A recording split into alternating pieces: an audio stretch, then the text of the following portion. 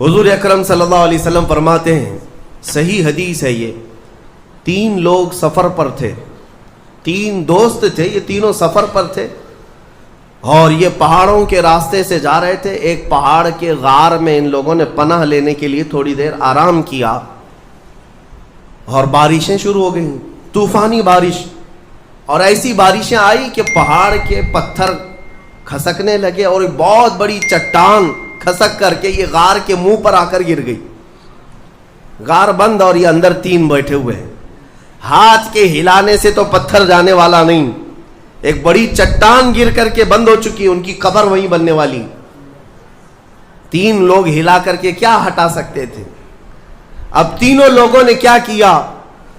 میرے آقا صلی اللہ علیہ وسلم فرماتے ہیں تینوں رونے لگے کہ اب ہماری موت یہیں پر ہونے والی ہے، ختم ہے، لیکن اس سے پہلے چلو اللہ کی بارگاہ میں اپنی زندگی کی کوئی ایسی چیز ہو جو تم نے خالص اس کے لیے کیا تھا، اس نیکی کو وسیلہ بنا کر کے دعا کرتے ہیں، دیکھتے ہیں پتھر ہٹتا ہے کیا۔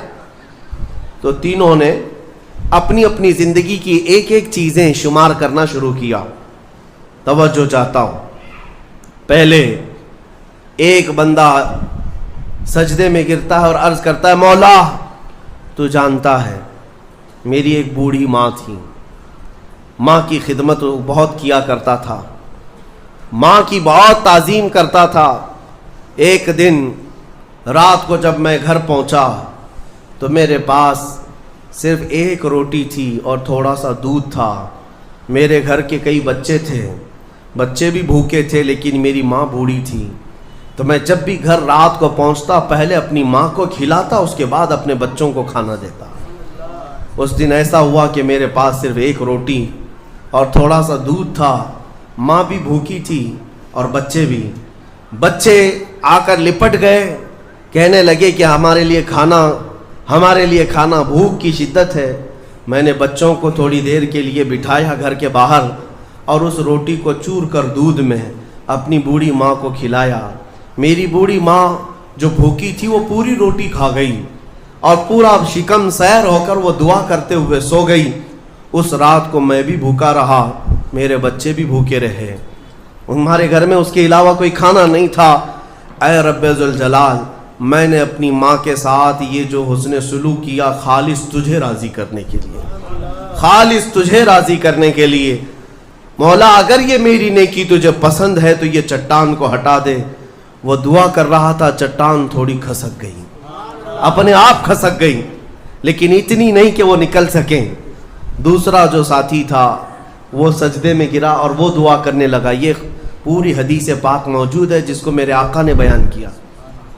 میرے عزیزو، زندگی میں کوئی ایسی چیز ہو جو اللہ کے لیے کیا ہو، پھر دیکھنا زندگی کی مصیبتیں آئیں، اسی نیکی کو تم اللہ کی بارگاہ میں رکھ سکتے ہو۔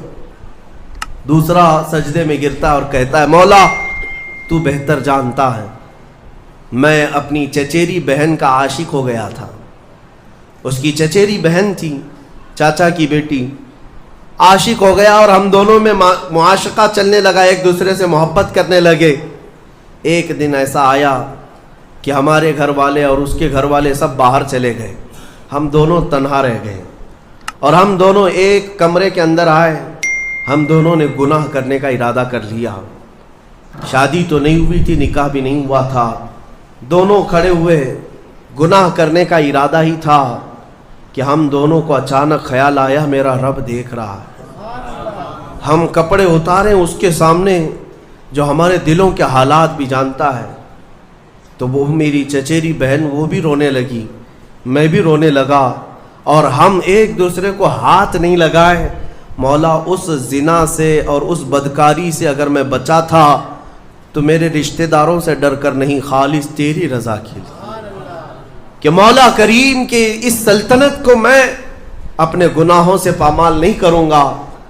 تو جب یہ وہ کہنے لگا اور عرض کیا، مولا اگر میں وہ رات گناہ سے بچاؤں، تیری بارگاہ میں میرا وہ بچنا پسند ہے تو اس چٹان کو تو ہٹا دے۔ حدیث پاک میں چٹان اور کھسک گئی۔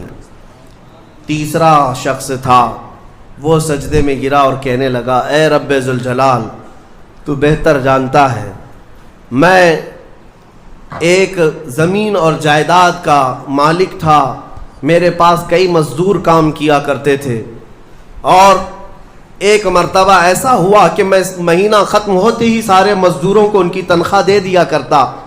ایک مزدور ایسا ہے جو اپنی تنخواہ لیے بغیر چلا گیا، ایک مزدور تنخواہ لیے بغیر چلا گیا، اور اس کی تنخواہ میں نے سنبھال کر رکھی اور اس سے ایک بکری خرید لیا۔ میاں لوگ تو کسی کی سیلری ہو دبا کر کے کھا جائیں گے، اور یہ حدیث پاک میں جس کے لیے کہا جا رہا ہے وہ بندہ کہتا ہے میں اس کی پوری تنخواہ سے ایک بکری خرید لیا، بکری کو پالنے لگا، وہ مزدور آیا نہیں، وہ مزدور چلا گیا، مہینوں چلا گیا، بکری کو میں پالتا رہا، بکری نے بچے دی، بچوں کے بچے ہوئے، بچوں کے بچے ہوئے۔ اے رب ذوالجلال، تو نے اتنی برکت دی کہ اس ایک بکری سے ایک پورا میدان، کئی ہزار بکریاں بھر گئی، کئی ہزار بکریاں کئی سالوں کے اندر۔ وہ ان بکریوں میں نہ کسی کو بیچتا تھا نہ کسی کو ذبح کرتا تھا، سب بکریاں رکھا۔ کئی سالوں کے بعد اچانک وہ مزدور واپس آیا اور اس نے آ کر مجھ سے کہا کہ مالک میں آپ کے ہاں خدمت کرتا تھا، آپ کو یاد ہے کچھ سالوں پہلے میں نے اپنی تنخواہ چھوڑ دی تھی، ایک مہینے کی تنخواہ نہیں لیا تھا۔ تو میں نے اس سے کہا کہ ہاں مجھے اچھی طرح سے یاد ہے، اور اس کا ہاتھ پکڑ کر کے ان بکریوں کے ریوڑ کے پاس لے گیا اور کہا یہ تیری تنخواہ ہے، یہ پوری تیری تنخواہ ہے۔ اس نے کہا میرے ساتھ کیا مذاق کر رہے ہو مالک، میری تنخواہ اتنی ہے کہ اس زمانے میں ایک بکری بھی نہیں آ سکتی۔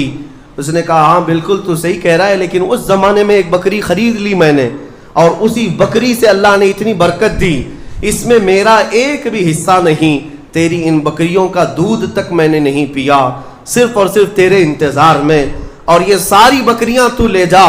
اور وہ مزدور خوشی خوشی اپنے پورے ریوڑ کو، آج کے زمانے کے وہ کئی لاکھوں کی بکریاں ہوں گی، وہ مزدور لے گیا۔ اب یہ بندہ کہتا ہے اے رب ذوالجلال، میں نے یہ امانت اگر سنبھالی تھی تو خالص تیری رضا کے لیے، مولا صرف تجھے راضی کرنے کے لیے، ورنہ پیسے کھا جاتا تو کون کیا کر لیتا، وہ مزدور کون سا وصول کر لیتا۔ کہتا نہیں مجھے یاد نہیں، اب میں پہچانتا بھی نہیں، مولا میں نے تیری رضا کے لیے کام کیا، اگر تجھے یہ پسند ہے تو یہ چٹان ہٹا دے۔ حدیث پاک میں ہے اس نے جیسی یہ دعا کیا پوری چٹان ہٹ گئی، پوری چٹان کھسک کر ختم ہو گئی، ان کا راستہ صاف ہوا۔ پتہ یہ چلا حدیث پاک کا یہ مفہوم ہے۔ میرے عزیزوں، میں اب آپ کے سامنے عرض کرتا ہوں، ایسی بڑی بڑی چٹانیں آج بھی ہم پر گر رہی ہیں، مصیبتوں کی چٹانیں، ظلم کی چٹانیں، لوگوں کے تان و تشنیع اور لوگوں کی گالی گلوچ کی چٹانیں۔ ان چٹانوں کو کھسکانے کے لیے تمہارے پاس اخلاص والی کوئی نیکی موجود ہے؟ رب تبارک و تعالیٰ کی بارگاہ میں کبھی یوں عرض کرتے کہ مولا میں نے خالصتاً ایک رات تیرے لیے کھڑے ہو کر پکارا تھا جب سب لوگ سو رہے تھے، میں صرف تجھے راضی کرنے کے لیے عبادت کیا، مولا اگر تو راضی ہے تو ان فلسطین کے بچوں پر رحم کرتے۔ ہمارے پاس ایسی کوئی چیز ہے جو ہمارے